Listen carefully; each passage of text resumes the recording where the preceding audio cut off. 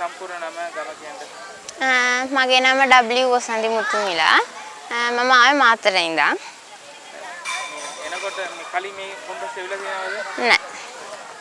එනකොට මොනවද හිතලා ආවේ මේ කොන්ෆරන්ස් සම්බන්ධයෙන්? ඊට පස්සේ කොහොමද වෙනස් වුනේ?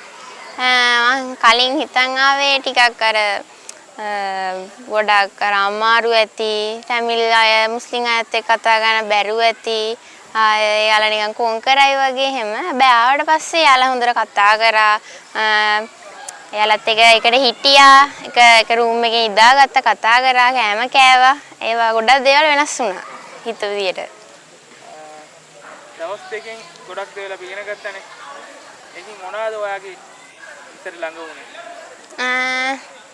මම ආසයි ඊයේ අපි සෙෂන් එකක් කරා ඒකේ අපිට කියලා දුන්නා අනාගතේ කොහොමද අර ප්‍රශ්න නැතුව අර මත්ද්‍රව්‍ය ඒතර අන්තර්ජාලය හොඳට පාවිච්චි කරන්නේ කොහොමද ඒ වගේ අර ගොඩක් ප්‍රශ්න වලට හේතු ඒ වගේ මේවා හේතු හැදෙන්නේ කොහොමද ගොඩක් දේවල් ඉගෙන ගත්තා මේකෙන් ඉගෙන ගත්ත දේවල් අරන් ඔයාගේ ෆියුචර් එකට ඉස්සරහට ගිහලා අනාගතයට ගිහලා ඉස්කෝලේට හරි සමාජයට හරි මොනවද කරන්න ඔයා හිතලා තියෙන්නේ නැත්නම් මොනවද අයිඩියා තියෙන්නේ මිස් අත වෙනවා මිස් අපිට මම හිතන් ඉන්නා අපි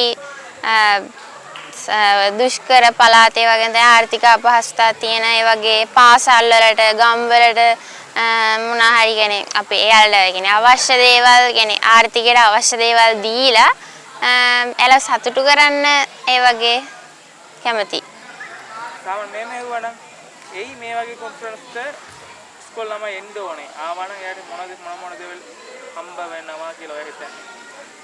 ඉස්කෝල ළමයි මේකට ආවොත් ගොඩාක් අත්දැකීම් තියෙනවා.